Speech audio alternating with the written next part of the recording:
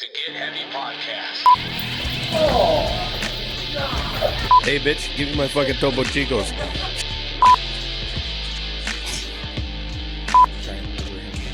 Oh, that's a good no. Okay. Thank you. With your host, Craig Casamas. Welcome to Get... Oh. And Big J Curran. Grab this. Thank you. The other one. My voice. So, yeah, like I said, it's, you know... It's there's never, ever been a fucking better decision than you. You know what I mean? Picking you first. There's just no, you know. And then once it's all done, Kenny, all that stress is out. You go through the 2 or 3 weeks of dealing with it, and then all of a sudden you're like, man, I don't have a headache all the time Imagine anymore. being like excited to come through your own door, dude. Oh, God. You know what I mean? Best. Imagine that. You know what I mean? It's pretty fucking incredible, dude. Not dreading going home the whole time. Being stuck in a toxic, bad relationship is the worst fucking thing. I mean, it's... Yeah. You know, but arguing with someone like that, you know, consistently responding to them, you're playing the game they want to play, because if they have you responding, they have you on the hook still. And when you drop that, when you fucking say this conversation is over... You know what I mean? Yeah. And I've had to do that to a couple girlfriends where it was just weeks of this back and forth and this back and forth, and bitches are showing up at my job, fucking making people feel weird. You know what I mean? Like, and finally I had to be like, this is it. Like, done, blocked, fucking over. You know, and it sucks, dude. And it sucks to be that asshole, but there's a reason you're in that position, because you're too nice of a guy. You're a nice guy, you know, who's compassionate, and you know what I mean? I'm paying the downsides as a result of being too nice. Yeah. Sure. And honestly, it's very funny because you see these people that get in these situations, these bad relationships, right? And 99% of it, you see a guy that makes a decision that is wild. You know what I mean? Like hits a chick or does. And some people are total pieces of shit, but a lot of it is a nice dude that has been stomped on too long. You know what I mean? A lot of it. You know, really. Oh, dude. And look, there are some actual pieces of shit in this world who abuse women and are terrible, but a huge majority of the people that lose their fucking minds, men-wise, are men that have been pushed too far and men that have been stomped on by women by a woman. Intentionally push their button to the fucking limit, and then the second anything happens, they immediately scream victim, right? And then scream it to everybody that they possibly can. 100%. And then the guy again is in a situation where he just did something that he regrets so bad, he could potentially be looking at going to jail. And in the end, it was somebody that just sat there and poked him in the chest until they finally lost their shit. Until they lost their mind. You know, I've seen that shit a lot of times. I've been in it. Yeah. I've done it. I've almost been there multiple times. Yeah. You know? But I ain't never in my life been into that physically beating a woman or touching them or anything. It's not part of my program at all. Not at all. And I was hanging out with a girl, and she was sitting next to me hanging out, and the girl that I had been seeing came flying into the house acting stupid, and I was just done, dude. Just fucking done. And I picked her up, took her to the front door, and just threw her outside. And when I picked her up, I grabbed her by her neck with one hand and lifted her off the ground and walked over to the door and threw her out like she was the trash.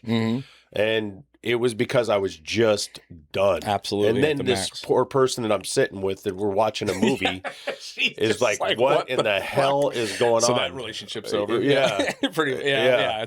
It's crazy, man. You can't let them push you to that point, dude. You know, you have to just cut and run. And prioritizing your sanity is it's just hard to do, because it's ingrained into us to not quit.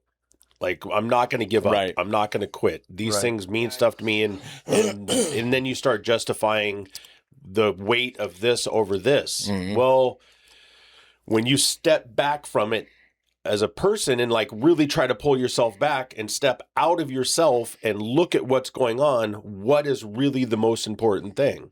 But the hardest part to do is to step back and look at what's going on. It's that step back, dude. And I tend to self-medicate. So, you know, during all this stuff, I'm in a constant fog anyways, because I can go have a drink and I can relax and I can laugh with everybody and have a good time. And then when I get home and she starts the nagging shit, then I can just go, yeah, whatever. I'm going to pass out. Yeah. You know? And this has been a long time. This has nothing to do with anybody in recent years. Now, yeah. Yeah, dude, you just have to prioritize. I mean, you have to pick you first, dude. It's just the most important thing. It is. You can't ever let someone drag you into that shit like that. You know what I mean? It's just not. You have to do it. I mean, like I said, it's quick, clear text. This is over. Conversation done. It's over. Get out of the fucking house. You know what I mean? That's it. And then fucking post and ghost. Don't respond. Not engage. Do not engage. Because that's what they look for. That's exactly what they want. Yeah. And this, by the way, is universal. So this doesn't pertain to any sex. Yeah. This could be because I've watched guys that treat women and stalk women and like good women that just get this little twist in them, and you watch the guys, and I don't have friends like this, but I've seen it happen. Seen it, and man, they just get in there and they get their little hooks in, and they just keep doing these little things to just keep that going, man, and it's just not good. There's always something in the back of every person's head that says maybe this will get better. Maybe there's a fucking glimpse of hope. Yeah, you know what I mean? And it's always there. Like, and that's the inherent human nature is like, maybe this will get better. And it fucking won't. Like, there's a point where you just have to realize it will get better without this person in my life. You know what I mean? Like, and that's when it gets better. They can only, if they're not going to help themselves, then that's evident. 100%. Yeah. Yeah. There's just, it's too much one way. It really is. Yeah. And it's selfish. And because when people do this like constant responding, the bomb text, and they get that engagement back from the person, in their fucked up mind, they're thinking that they're working it out. She thinks she's working it out with you right now. Right. And it's exactly not what's happening. You know what I mean? Like, and men get to a point to where, and hopefully women, get to a point to where they're like, enough. This is enough, right? And they do the brave thing and walk away. It's like that ever heard that Louis C.K. joke about divorce? Not yet. It's very funny. It's like his whole stance is divorce is the best thing that will ever happen to you. You know what I mean? Like, he's all, because you'll tell people, oh, I'm divorced, and they're like, oh my God, I'm so sorry. And he's like, no. Yeah. He's all, it means that two people realize that they couldn't do it anymore with each other. He's all, it is always the best decision. You know what I mean? Like, it's hard though, man. It's really fucking hard, dude. You know what I mean? Like, I've been married 20 fucking years, dude, and I want to divorce my wife once a month just on principle. You know what I mean? Just because they're annoying, and I'm sure she feels the same about me, but it's just, you have to fucking, if you can't be with a person that understands you and wants to bring you up and grow together, it's fucking over, dude. Yeah, no, hey, I'm like that for a long fucking time. Yeah. Kenny, going from because of my upbringing, I had no idea how to be in a relationship at all. Right. So to go from years of being in relationships that were one way and dysfunctional and not good for me and not healthy, to then get into relationships where, Portia she taught me and helped me grow up and learn a lot about myself through communication, which was hard for me because I had to learn how to communicate without I shut down or I yell, and so I had to learn how to do all these different things and all this, how to deal with this stuff. And now I'm in a relationship where we've had 2 fights in 4 years. All right. Yeah. And every time we get in a fight, the next day we wake up and go, maybe we should slow down on drinking. Every time, right? Not once is it happening when we're, hanging out and sober. It's always, and it's always some silly shit that that we could actually hash out no problem. Sure, but I misunderstand something, or I take something wrong, or she says something, and whatever it is, and she gets in. So, when it comes down to it, once you realize, like, hey, man, I don't have to deal with this anymore, and not only do I not have to, I'm not going to be in a relationship with anybody that's like that is going to go outside of these boundaries that I'm setting for myself. Right. And that's one of the things that I did after the second wife was I really sat down and, mentally wrote everything out, that these are the things that I will put up with this, and these are the things that I won't put up with, and that I'm an exceptional human being as far as how I am in relationships. And any of this stuff that's not part of the relationship that I don't want to be part of the relationship, that's it. We're done. Non-negotiables. Yep. Yes. I mean? Yeah. I mean, I had to be in a couple really fucking fucked up relationships to I also same. I didn't have my mom, you know, I grew up around my mom. She had boyfriends and none of them were fucking cool. I mean, some of them were okay, but you know, I didn't know how because I grew up with all women. I accepted crazy as a fucking bare minimum standard. You know what I mean? Yeah. Like, and it's just because what it is, right? And after I got in a couple of relationships where I just in my guts felt sick every fucking day, even having to deal with this person. Same thing. I sat down and I thought, okay, these are the things I absolutely will not stand for anymore. And it really helped me because in the next handful of relationships after that, about a month down the road, when they start to show their real true colors, I go, nope. Yeah. And I'm fucking gone, dude. And it seems like an asshole move, No, but that's what it takes. You have to make that decision for yourself and go, this is, as soon as you see the behavior that you know you hate, and it doesn't get corrected or stopped, like every once in a while, one thing, you know what I mean? Someone has a night and they're being just a butthole or whatever. That's fine. But as soon as you see that consistent fucking behavior, and if it's been brought up and talked about or whatever, and it continues to happen, it's over, dude. Like at that point, it's over. And I walked away from multiple relationships that they thought were going really well. You know what I mean? And I'm like, nah, dude, like I can see the writing on the fucking wall here, dude. And I'm just done. Like, I'm not doing this ever again. And then when me and Rosie hung out, you know, even to this day, she's so much better at shit than I am. And, you know, she watched me throw a full fucking man tantrum about a text from my dad yesterday or last week. I mean, full fucking man tantrum. And she looked at me and she's like, you're really gonna send that? And I said, no. You know what I mean? And I stopped, and then guess what? Me and my dad talked the next day, and we're all good now because I didn't blow this motherfucker up. You know what I mean? Like, just because I was butthurt and he was butthurt. You know what I mean? Like, but it took my wife to look at me and go, "You're really gonna? That's really gonna be your play today?" Yeah. And I'm like, fucking, and I storm out of the house like a giant fucking baby, dude. You know what I mean? Like, It is so funny. That's a partner. You know what I mean? That's someone that calls you on your shit, holds you accountable, and wants you to be better. You know what I mean? And if you're with someone that's not, then it's over. It's fucking over, buddy. But severing those ties is tough. Hey, you know? I was in a relationship with this chick for well over a year, maybe pushing longer than that. And one of the things that really should have told me way early in the relationship that it wasn't cool is how many people didn't even know she was around. Oh, really? Yeah.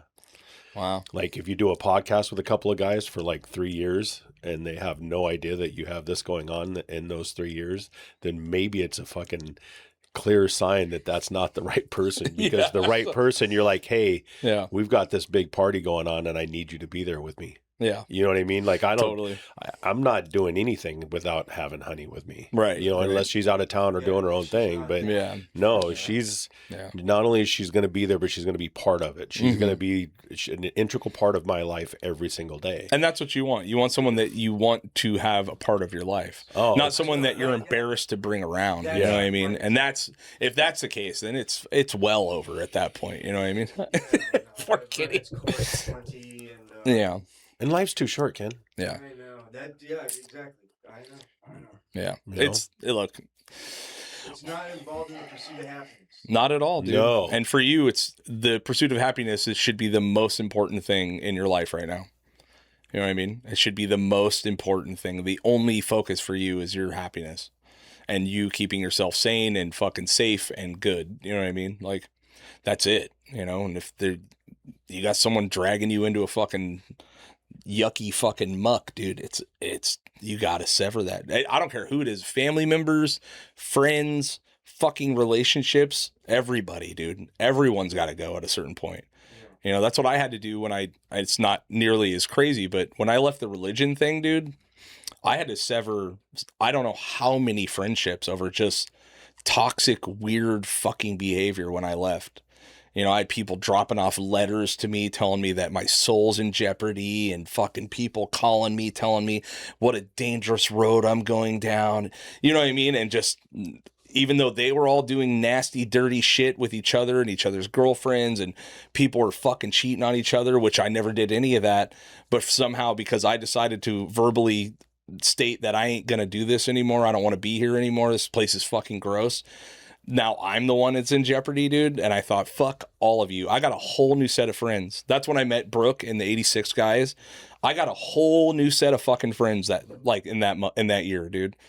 And it's the best fucking decision I've ever made in my life. You know what I mean? You know, and that's another seriously valid deal is this doesn't just pertain to female relationships not as at a all. man, because there's guys that come and hang out and you're like I don't like the way that you do things. 100%. You know, yeah, and then you just totally. kind of cut them off. Like I'm not, you know, I don't, it could be little things that you can see, Right. you know, and you're like, we're not friends. Like, No, I don't respect your morals. I don't like how you act towards people. I'm not into that. You know, I need my friends to be at a certain level of morals and respect and understanding, and how they treat people is a big one for me, because if you're not being an exceptional human being and how you treat others, then I really don't have, you know, and I still managed to do a podcast for 3 years with this dude, but you know, it's a real thing for me though. It is, if I'm around somebody and, you know, I see that you're not willing to take that extra step to help somebody, then why am I around you? Because at some point in time, I may need that help. Even though when I do get in those situations, I never ask. Yeah. You know, but good friends, you don't have to ask. You know, when my wife passed, man, there was people that showed up and there was a bunch of people that didn't. You know, and the real ones showed up immediately. Right. You know, and it was right when COVID hit and you're not supposed to be around people. And they were like, yeah, okay, whatever. Yeah. You know, and they showed up and they were there with me and they called me every day. And, you know, I've told this story. I know I've told it on the podcast, but I've known Ross Emery for 30 years. I've known that dude forever, and he's a friend. When I lost my wife, that dude called me every single day. Every day he called me crying about me. Every day. Hey, brother, I'm calling, check on you, man. I love you. And then he'd start crying. And then I'd start crying. You know, and then he started, like, we got this road trip thing going on every Sundays. We'd get together and we'd all take off in the Cadillacs and go do our thing. That dude stepped up in a way that made me, I still, anytime I think about it or talk about it, it still blows me away. Right. Because we weren't friends we were friends. Yeah, but not like that. Like, you know, I've got a lot of people around me that claim to be brothers and sisters and shit that didn't even kind of come close to doing what he did and what some other people did, man. Right. You know, so it's just not keeping toxic people in your life is so important, because we don't know when we're gone. You know what I mean? Like, we just don't know. Yeah. So do you want to have a good time? Do you want to go check it out, that throttle root shit that's going on, and go hang out with those guys? You know, whether you're participating in it, or do you just want to go, and then while you're there, you're happy? You're not in the back of your head going, is she burning my house down? Right. You know, like, all of that stuff matters so much, man. And we're just not here long enough to deal with that caught up in this toxicity, totally, man. Dude, you know? Yeah. And you know how valuable life is, buddy. You know what I mean? You know it firsthand, and fucking, you got to keep that in the back of your mind every fucking day, dude. You know what I mean? And if a person in your life is not adding value at all, they got to fucking go. Yeah. They just got to go. You know what I mean? No matter what the consequences are, the fallout, there's never a time where it won't be a good decision. You know what I mean? And it goes for all of it. Even if they're, the adding value thing is kind of a, I understand what you're saying, but to me, it's not even the adding value. If you're a good person, you're hanging out and you're be a part of my life, that's cool. Well, that's good. But value, if you're though, being, you know, yes, but if you're, it's the no toxicity, none. If there's a toxic thing about you, if you're really super argumentative, or you're sneaky and thievy, or anything where you're not being a positive influence in my life, you know, you know, just being there, then, or like just being fun and hanging out, you know, is, if you got this whole thing where you're trying to just, like, you're just sucking the life out of me in any way, shape, or form, because I've gone through it, man. Way gone through it. Just get around people that are just soul sucking succubus leeches, man. Totally, dude. Yeah. You know, I mean, I was having lunch with a really good friend the other day who's sober now, and we were kind of, and we decided to meet at a brewery. He's sober. He likes the non-alcoholic stuff. You know what I mean? And we were sitting there talking. And I was like, dude, I we could have gone somewhere else, man. Like, I don't want to ever tempt you like into, feeling away. You know what I mean? About being around people or drinking. He goes, look, dude, he's all, when I got sober, I realized that I have a few friends that wouldn't matter what they were doing around me. I know they would never tempt me. You know what I mean? Like with me going the other way, and then I found out I have a few friends that are like, dude, just have one. Oh, you know what I mean? Like that kind of shit. And he's like, I had to cut him the fuck out of my life. You know what I mean? Cause that's like, for me, my buddy, I feel weird drinking a beer around him, right? Because it wasn't necessarily alcohol. It was just a lot of things that he was dealing with. But, I don't want to ever put anyone in a position to tempt them like that. You know what I mean? Yeah. And he was like, yeah, dude, I don't feel that way about you at all. Like if I felt uncomfortable, I would have told you I don't want to go here. But I found out I have some friends that in the fucking darkest little times of secrets of hanging out, they're like, yeah, dude, just have a shot. Just have a fucking beer, dude. Just one. Know what I mean? Like, and that is a fucking toxic motherfucker right there, dude. You can't have a person like that around you when you're trying to be better, It's like when you're doing a podcast with somebody and they're just talking about how boring you are because you're sober. Yeah. I mean, that type of thing. Yeah, for sure. A lot like that. Yeah. But also be less fucking boring, dude. I mean, God, get a fucking personality, There was a guy that comes into the bar all the time, and he had quit drinking for a while, and he's drinking again. And I really do like the guy a lot. He's funny, and he's a cool dude.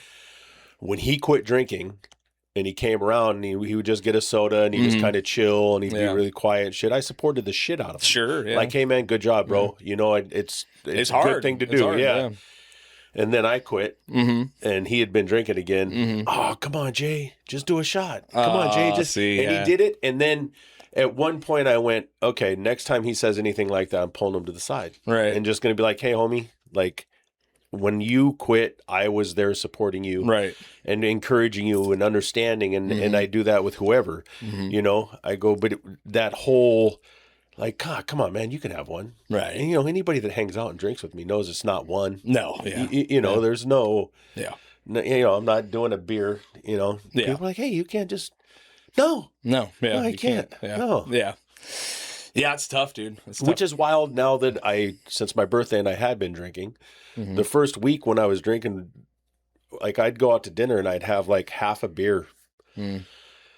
That'd be it. Yeah. And it might do when you get back to the trailer, I might do a glass of wine or something. Yeah. But then once I got back into town, I got back at the bar and got back around you and started. It's right back at.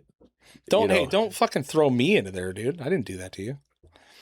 Being around you makes everybody want to drink. It's almost a necessity to fucking drink just to tolerate. It's because I'm so goddamn fun. You know what I mean? Boy, I don't know about all that. Yeah. Yeah. But it's just it's crazy. a weird one, man. It's a life sucks, dude. It's a weird fucking deal, bro. It really is. I don't think it sucks at all. No, I just these. It's like you just wish you didn't have these goddamn moments. There's so many times in my life where I'm sitting there going, could it be like any fucking easier for a minute? Like it'd be awesome if it was just a little easier for a minute, And then you get these moments. Like yesterday was just such a cool day. You know what I mean? Like we bought Scout a car from Jay, which is really, really, really cool. It was affordable. And I mean, to be able to provide that for my kid and thank you to you for giving up your car, you know what I mean? And making it work. It was just like, you get those moments where they're just so fucking cool. Yeah. I mean, to see her so goddamn excited, and selfishly it's helping us so much. Yeah. Because we're, driving these kids around and dropping them off and picking them up is a nightmare. But Nissan came through. Yeah, we ended up buying the Infinity. It's an Infinity. Yeah. Which is Infinity. a Nissan, essentially. Yeah. And, right? Infinity's Nissan's luxury brand. But yes. Dude, I mean, it's just you get those moments, right, where it's just like fucking couldn't be a cooler day. You know what I mean? Couldn't be cooler, you know what I mean, to see her stoked and do her thing and And for me it goes that's a big giant circle as well. Because I got that car just so, I need a car along with my motorcycle. It was a good deal. I bought it. Yeah. And then not long after that, I got with Porsche. And she had wrecked a van and she had needed a car. And so I was like, hey, here, just use this car. You know, I got my bike, you can use this car. And then she used that car for years and years and years and loved it. And we traveled all over the place in that car. And then my daughter ended up getting the car when my wife passed away. She needed a car. And I was like, hey, man, I really would rather this car was in Lompoc than here. Right, you know, and so then she used it and used the shit out of it. And then to have it go to somebody that I really, really love and is just the shit. You know, I Scout's just cool as hell. Yeah. And to turn around and it to go to her is also rewarding for me too, because Portia would have loved that, you know, because her and Portia would have been buddies, 100%. Sure, you know, so to have that come back around and that car still, and it'll be in the fam. That car's a little beast, dude. That car is, honestly, it's got a sunroof. It's got you know, leather. It's honestly, it's bigger than my wife's car. You know, my wife's like, motherfucker, this thing's nicer. You know, I mean, it's old, but it's old and it's been through a lot. But that was when I bought, it's a luxury car. It is. It is not legit luxury car. Yeah. Totally. Yeah. She's just so excited, dude. So anyway, but you get these moments, man, where you know, when you make the hard decisions in your life to put yourself in a position, you get to experience these moments that are worth it, dude. You know what I mean? And that's putting yourself first. It's about putting yourself first, and then once you can't help any, you know, it's like that old saying, like, you got to put your own fucking oxygen mask on before you help someone else, right? Yep. It's exactly. I mean, it really is true. You have to help yourself first, because what I found over the years is that I could extend myself to a point to where I was at my just completely maxed out everywhere, right?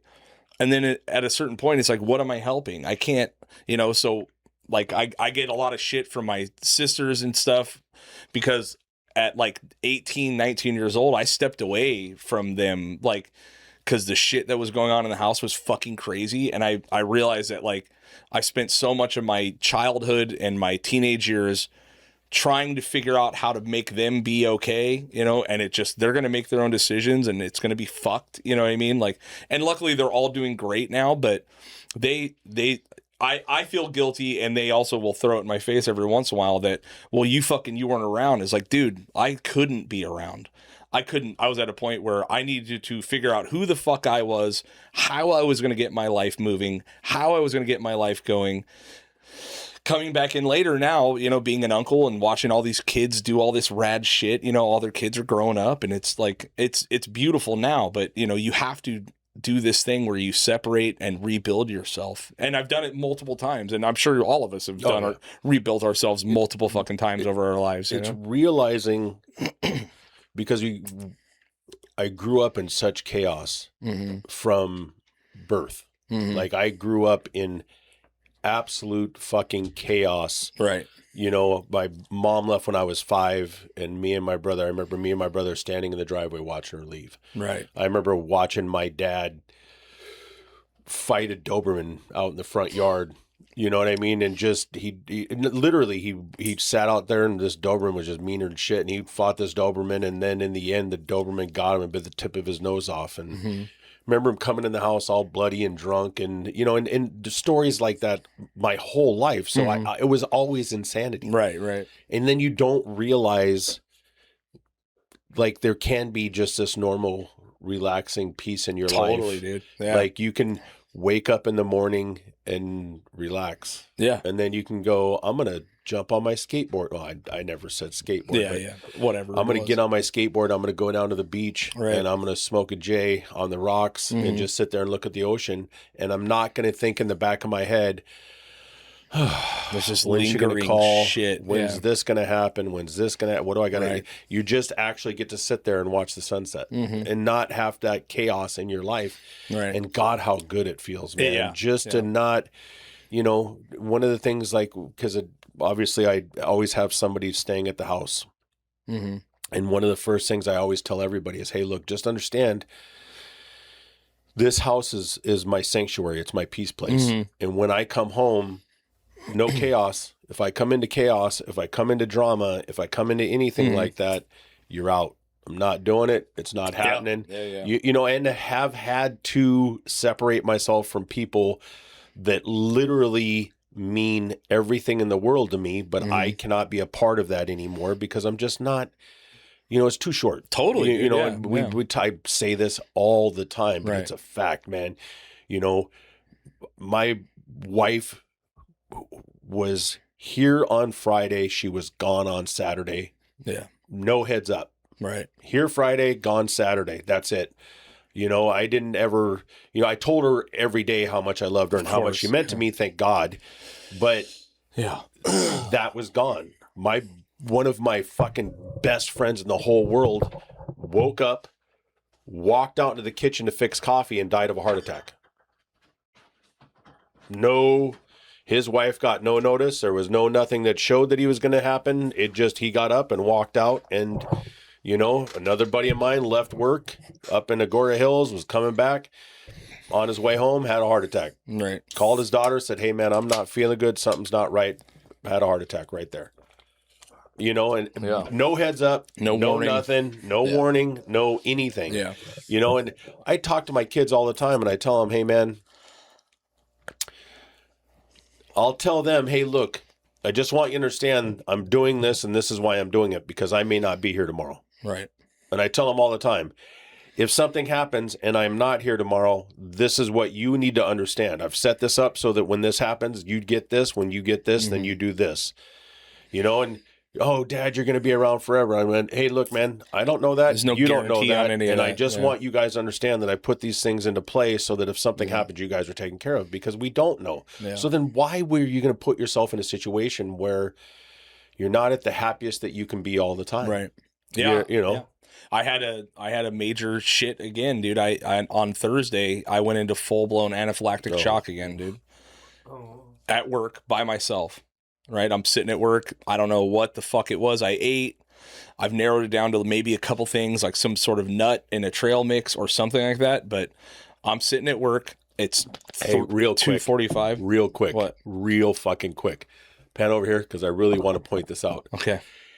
If you have a nut allergy, I will start believing in God. I will literally start believing in God. If you have a fucking nut allergy, I will believe in Jesus, bro. There couldn't be a gayer thing to be allergic to, dude. You know what I mean? I've never hoped for anything more in my life. Jay just walks in with God, no. dude. So I don't know what it was. So here's what happened, and this is kind of goes with what we're talking about and life being so fickle, dude. I'm at work. I feel myself starting to get itchy, right? Like all over my body, right? I look in my fucking whole entire arms. I can feel it on my thighs is starting to like break out in full hives, right? So I crush like 2 fucking Benadryls. And it's happened to me 3 times in the last like 4 or 5 months, right? The first time I did go to the hospital. Second time I caught it and it kind of went away. And then this time I'm at work there's no one at work, right? And I work in the middle of the airport in Camarillo. It's behind a security gate. It's real hard to get in there. And I go, fuck, dude. Like, so I feel myself, like my face is starting to swell, my tongue, I can feel my tongue starting to swell. And I called my wife and I said, "Hey, dude, I'm going to go home." I was planning on just going to go home because I took the Benadryl. I thought maybe it'll start kicking in. I get on the road, dude, and I start driving and my vision's getting blurry. My fucking throat is starting to close up, dude. Like, and I'm driving on Gonzales at this point, right by St. John's. So I pulled into St. John's, dude, and I walked in, and within 1 second, they're like, "What the fuck?" I mean, my whole body's swollen up. They could tell? Like, oh, dude, yeah. Wow. Yeah, they could tell. Like, as soon as I told them I can't breathe and my fucking tongue is swelling and my throat, they walked me, before they even did the paperwork, they walked me back. Wow. They hit me with an EpiPen. They hit me with some steroids. I was there for 5 fucking hours, right? Didn't get out till about 8 o'clock, 8:30 at night. And it just made me think, like, I was sitting there on a normal fucking day, not doing anything dumb. You know what I mean? Like, and all of a sudden God was like, "You know what? You need a little rude awakening here." You know what I mean? And it scared the shit out of me, dude. I've been kind of off my game all week, just because now everything I eat, I think, what the fuck? Like, what the fuck? Like, what is it? So it's just, and now my wife is all over it. You know what I mean? And I'm getting annoyed because she's constantly like, what is it? What's in there? She's taking pictures of every ingredient of everything I'm eating, and I'm too dumb to fucking, I'm still freaked out. I'm still me, you know what I mean? So I'm not like, I know I'm not allergic to tequila. I found that out yesterday. So thank you, Jay. But you know, you just makes you, it made me think like, motherfucker, dude, this goes quick. This can go away so fucking fast. You know what I mean? And, obviously I got to figure out what the fuck it is. You know, the only reason I think it could be trail mix, it's two things. I've been taking that BPC 157, which is a peptide. It's a pill that you take. So it's to be good for your gut health, good for rebuilding muscle, stuff like that. It's a peptide, and it's generally safe. That day I had students there, and I took my little regimen of pills, creatine and blah, blah, blah, and blah, blah, blah. And I couldn't remember if I took my BPC or not. So I took one, and it might have been the second one, which I read can cause an allergic reaction if you take too much. The only other thing I ate that day was a little bit of trail mix, which had like kiwi and pineapple and mango and shit in it, you know? And it maybe could have been that, you know what I mean? But my dad had an insane allergic reaction to some trail mix last weekend. Wow. Like that, it fucked him up like bad, you know what I mean? Not to where he went anaphylactic, but he had like some shit. So I was talking to him about it this week, and he was like, "Yeah, dude, I think because he'd just been crushing trail mix for like a week. So I don't know if there's like some paraquat on this shit or something. You know, it was like the gas station trail mix." You know, but I got to go in today. Actually, I'm going to go get a referral and actually get like, I had blood work done the first time it happened, not allergic to shit. You know what I mean? It's like, it's a mystery, dude. Like, you know, and all last 2 weeks, I've been exercising every fucking day, not drinking, doing what I'm supposed to do. And then every time I get like a little bit ahead, I fucking almost die apparently. You know what I mean? And it's fucking scary, dude. And it just shows you that you cannot take any of this shit for granted, dude. And if, you know, I have had a lot of peace in my life in the last 10, 15 years. And it's been really fucking nice, you know what I mean? But there was days in my life where I woke up and every fucking day, the second I yawned and stretched, I went, fuck, I gotta do this. This is happening. This is on my fucking, you know what I mean? And I just had this laundry list of shit, you know what I mean? And now that my life is mellowed out and it's beautiful to have something like that happen, is like, God damn it. As soon as things get nice, now there's going to be something else, you know what I mean? And it's just, you know, you gotta think about it, you know? It goes away quick, dude. I mean, they said I was probably 4 minutes from completely not being able to breathe anymore. You know what I mean? So you have an EpiPen with you now? I do now, yeah. It's in my bag. So if I go into anaphylactic shock, you guys got to drill me with it. All right. I am gonna. I told my students about it the other day in class. And I was like, hey, I'm just giving you a heads up. You know, here's what's happening. Here's what happened to me. And they're like, oh, fuck, that's crazy. I said, so if for some reason something happens in class, you guys got to hit me. And this guy's like, oh, I'll do it. I said, I'm going to pull my pants down. I said, I'm going to pull my pants down and you're hitting me in the ass, dude. He's like, what the fuck? I was like, everyone else going to hit me in the thigh. You have to hit me in the ass, dude. Yeah. He's like, oh, fucking all right. But yeah, it's scary walking around with this stupid fucking thing. You know what I mean? Like, I've never thought about ever wondering whether or not something could set me off in a way like that. You know what I mean? Kenny, go back through all of our podcasts and let's splice together all the time that he called having a peanut allergy, a pussy shit, and all the whole thing. Let's splice. If it's a peanut allergy, I will be. Yeah, and that'll take up a whole nother podcast. I'm gonna be so mad, dude. If it's a nut allergy, dude. I am gonna be so happy. I made my son peanut butter toast this morning.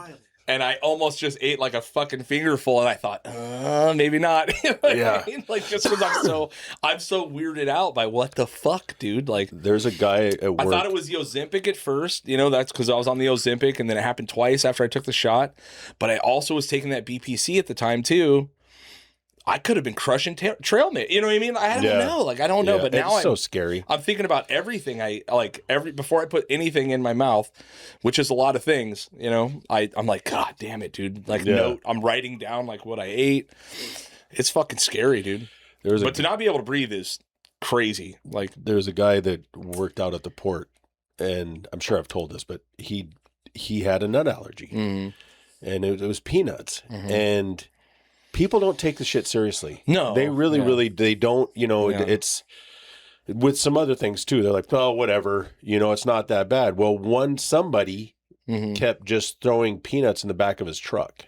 Oh, like as a joke? They didn't like, I got a peanut allergy, like I can't be around peanuts, and they thought it'd be funny and he couldn't figure it out, and he almost killed him. Yeah, because he was getting sick and couldn't figure out, going to the hospital, getting sick, going to the hospital, getting sick, going to the hospital, and it was because somebody that he was working with kept throwing peanuts in the back of his truck. Totally, dude. You know, it's wild. I mean, like I said, if it's a peanut allergy, I'm gonna be so fucking mad, dude. Yeah, I don't blame you, dude. I mean, I will find the most joy out of it it's ever the in dumbest life. thing.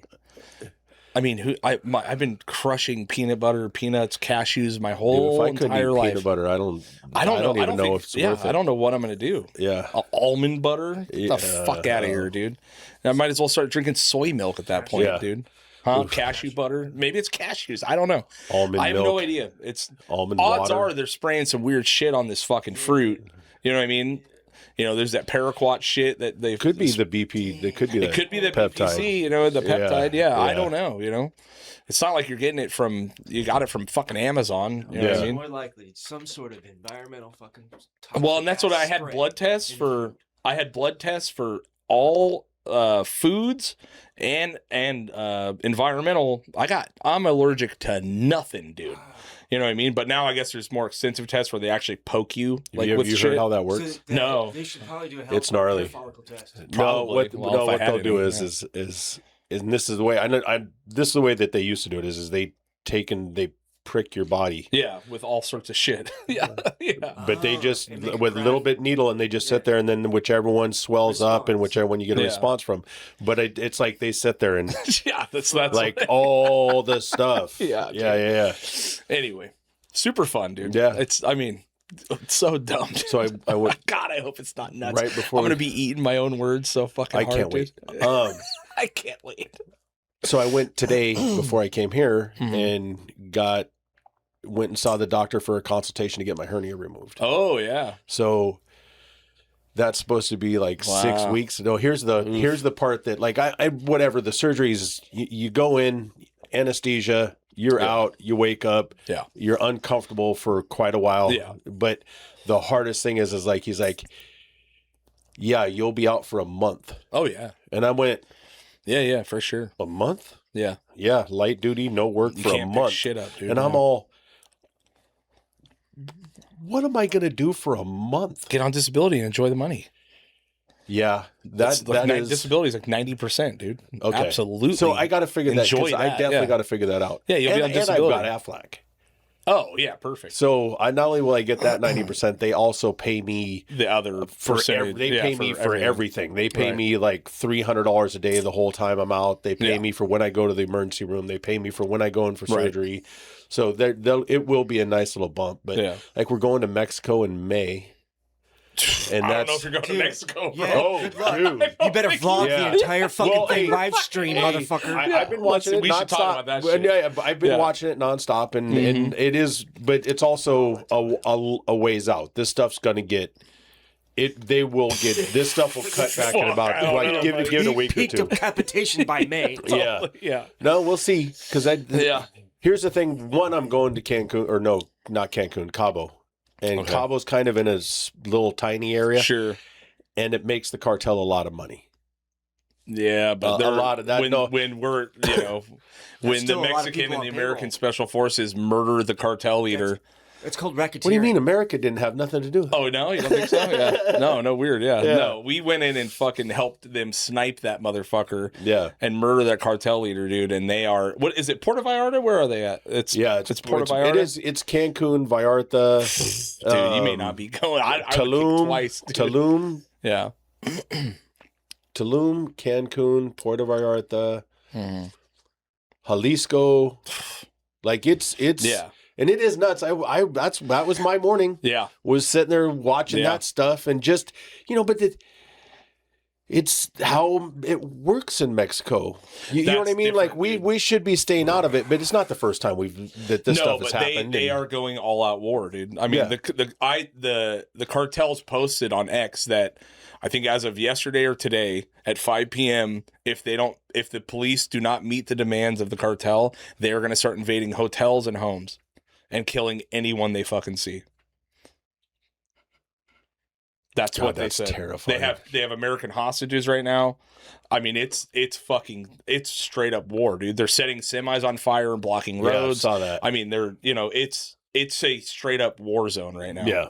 I'll be dude. My view forever has been changed on Mexico for a while because I've been to Tijuana one time and it wasn't that bad, you know what I mean? But I think really, as much as I'd like to go to Cancun and all that shit, that kind of shit going on is fucking crazy, dude. Yeah. Like, you know, We need to get a buddy of mine. He's a former Marine. He left the United States to go and live in Mexico. really? Is he down there now? And he's in Mexico City. He says Ooh. that shit's way far from me. Yeah, We need to yeah. have him come back We should. and fucking be. Well, we have Or at least a we video. We have could do a somebody video we pod. got somebody coming up okay. next week. Oh, okay. Cool. Yeah, and that'll be Rob, the perfect person for Oh, this. really? Okay. Rob. You did get my the text message 58 yesterday and pan? responded, yeah. You know the guy that rides a 58 pan. His name's Rob, Rosarito Rob, because he has a property on Rosarito Beach that he's renting out hotel. I don't know the status of it now, but it sure would be interesting to find out. That'd be crazy, dude. Find out what the fuck's I mean, going on down it's we'll see how it all plays out. there. Yeah. Because of I'm course, sure by May it'll be totally back to normal. of course, Yeah. 100%. I don't know, man. And I also, which I never do ever, Mhm.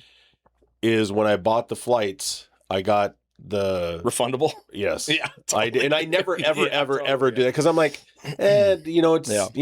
but we're gonna play golf, and so we're gonna send our golf clubs down, Mm. and that automatically provides you insurance if you lose your golf clubs. Oh, or okay. anything. Gotcha. So I was like, well, Might as well my get those. golf clubs are pretty expensive. I'm gonna Yeah. make sure they're covered. Yeah. And now I'm glad. you know. Yeah, dude. I just seen the footage last night. I got home and, started jumping on Instagram and I was like, wait, what? Like, because you see there's so much AI shit. You see, I just saw panning of over the city and fires everywhere. Everywhere. So I ended up I Googled it and I was like, oh, it's fucking going down. I realized that they, American Special Forces and Mexican Special Forces fucking assassinated the cartel leader, and I was like, and they just declared all out war on every fucking city, It's wild, dude. Yeah. It's terrifying to be down there like that. Yeah, and then apparently we're going to fucking bomb Iran probably today, is what they're saying. You know what I mean? We're starting some unnecessary war with Iran for some reason. What? You know what I mean? What happened to I'm the no war guy? Yeah, Remember that? Well, he's held up on everything he said. Yeah, You know what I yeah. mean? So, Yeah, he it's pretty fucking nuts, man. I don't know. It's So here's a subject that we don't talk about much that that you'll enjoy. Mm. How much time did Mr. Epstein sit behind the computer taking notes? dude. Like, what did that guy? Like, he literally must just woke up every single day Like Elon Musk and just style. start Huh. start going. emailing, typing. Yeah. Yeah. Pretty 'cause, wild, like, man. You Epstein files, you hear about it and you're like, yeah, okay, there's some files. Mm-hmm. Like, maybe not at the level of Hillary's emails, but there's some files, right? And then you keep hearing like they've released millions of files and they've got millions of more to release, and you're all, how much did this fucking A lot of guy information, Yeah, dude. it's like, and that's another thing that's wild is how much information all of this stuff is. Mhm. Like that dude, Yeah. I don't know, man. it seems like a lot of activity for sitting behind a desk to type all of it. There's a lot of time in the day, dude. It was pretty much his job, Mm-hmm. but I think he did wake up every day or before he went to bed at 3:00 in the morning or whatever it was. He just would sit there and rehash his whole day, Mm-hmm. in emailing people and writing down notes on what's happened Yeah, and did you whatnot. see they brought Les Wexler in for Yeah, a thing? dude, Did you see that thing the dude. lawyer told him? Oh, yeah. Do you see that one, dude? So they brought him in, who is a co-conspirator, and at one point Wes Lexler's answering these questions, but he's giving longer answers than he should, right? And at one point his lawyer leans over and says, "I'm going to fucking kill you if you give another answer with more than 5 words." Wow. You know what I mean? Like the lawyer's and it's on the mic, you can hear it, dude, and you're like, this fucking, the lawyer, then you watch- and then Les Lawrence was like, ha ha, like laughs, like it's a joke or whatever. But You know, it's crazy, dude. He did go back to 5-word answers. Yeah, he did. Yeah, he did. And they just arrested Prince Andrew, right? So Prince Andrew. They're talking about putting that dude away for life, and it's not Prince Andrew; it's just former Andrew. Oh yeah, whatever. Fucking. So it wouldn't seem like he would be. He's like he's his words were flaunting. Who? Oh, Les he was Wexner? Les Wexler was giving too much information. Yeah, because he admitted during it that Epstein has close ties with the Rothschilds. Yep. Okay. Like in the interview, which is something that is an unspoken fucking thing that they're not supposed to know about. You know what I mean? But he was very close with what is it? I can't remember which Rothschild it was, but one of them that's way up. You know what I mean? Like, and so in these answering, he's like, well, you know, and him and talking to the Rothschilds and this and that, and his lawyer's like, dude, yep, I'm gonna kill you if you say one more fucking answer with more than 5 words on the mic. Literally, you know? He says literally those exact whispered words. in his ear, but there's the cameras panned onto him,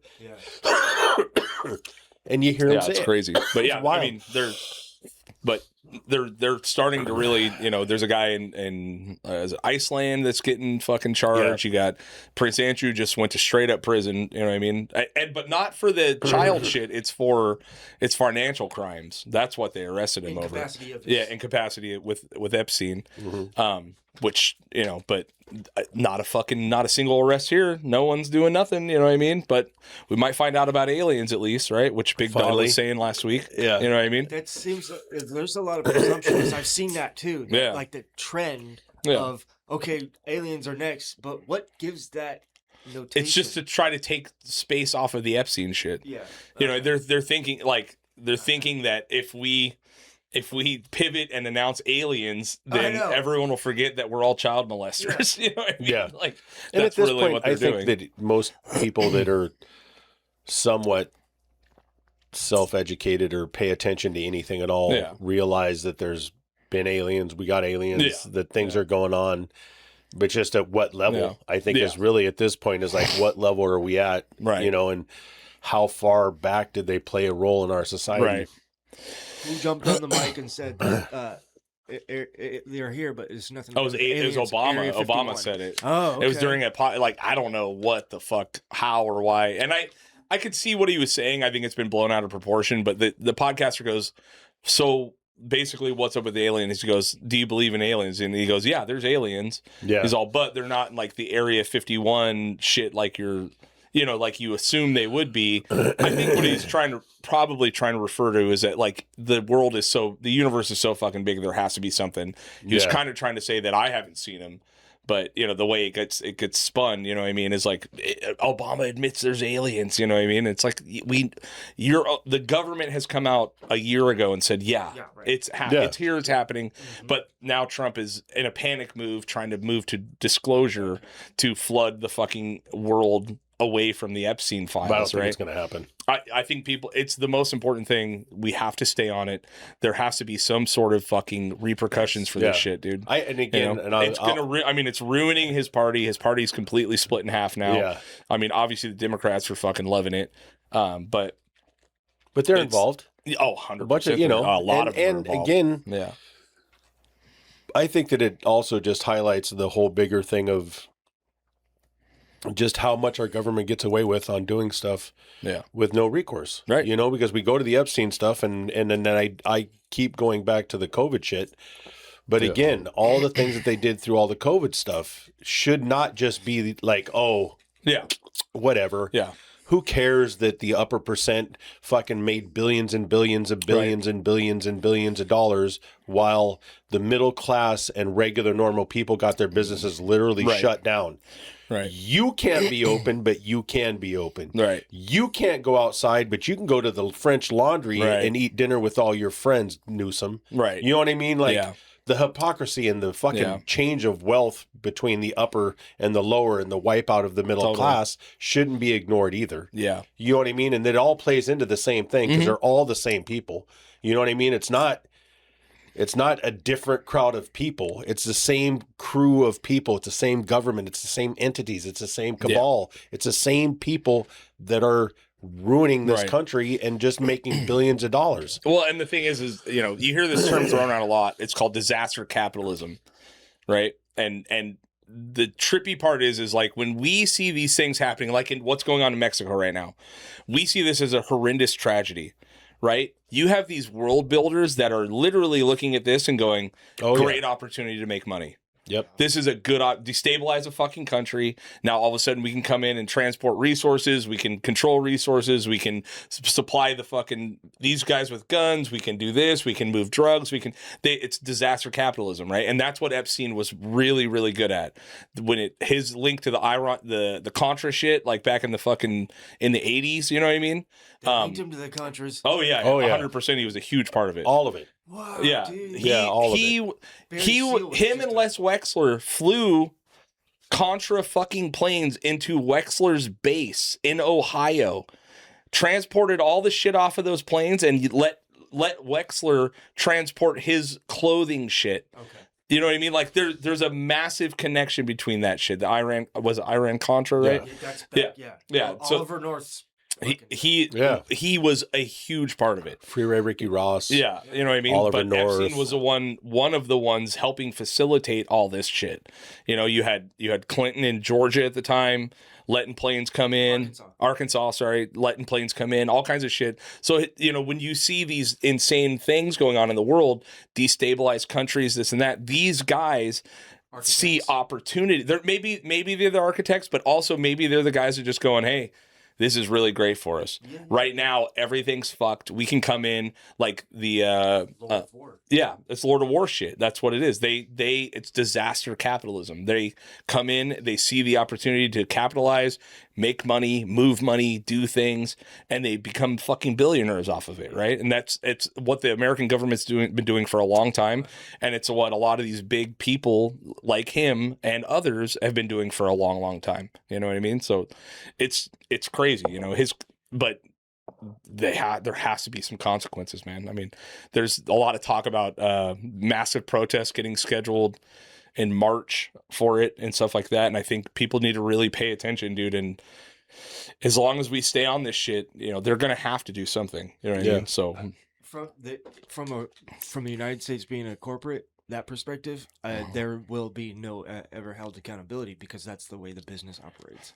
It is, yeah. I mean, those it are is business. It is. Those were business functions, and so. But we're at a turning point in this place right now in the world, honestly, where I think a lot of this and how this gets handled is going to decide how the rest of this world is going to play out. You know what I mean? If we don't hold these guys accountable, we are assigning to that it is going to be the way we play ball from now on. But just we also understanding that these guys are out here doing the most horrendous shit to children, to kids, because they know they can and they can get away with it. Not just and they're untouchable. To everybody. The women and children is definitely right.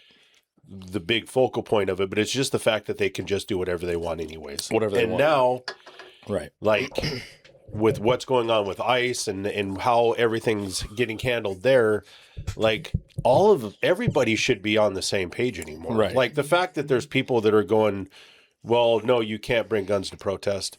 Yeah. Well, yes, it's okay. No, this isn't okay. And it's based off of an ideology of a Democrat or a Republican. Right. And not everybody going, hey, this is exactly why we have the Second Amendment. Exactly. This is exactly what it's about, is to stop this tyrannical forces of coming into our neighborhoods and doing whatever the fuck they want. And that is exactly what they're doing and exactly what's going on. Right. It's People are shocked at the cartels right now, right? They're shocked at what the cartels are doing in Mexico. Who's shocked? Well, I'm just saying people are like, oh my God, I can't believe that would happen. Well, and it's like, dude, those people are really ignorant. If you are shocked or surprised at all that that's what's going on in Mexico right now, you don't pay attention to what's going on in Mexico. But the new generation cartel is fucking it's the separation. Nuts. They don't think it can happen here.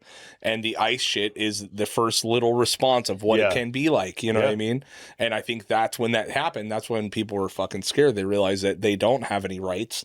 They don't have any fucking recourse. They don't have a way to defend themselves. And it scared the shit out of people. You know what I mean? Have you been watching the videos and this is horrible. Let's get that out of the way. All right, But if you watching the reactions of Somalians getting 30 and 40 years in prison for No, fraud, I have not. Oh No. my God, dude. Is it crazy? Oh, it is. the look of disbelief and astonishment of Yeah. like, what? Yeah. Wow. What? Yeah. No, I haven't seen any of that. No, deport me. Yeah. Deport me. No, you deport me. Yeah.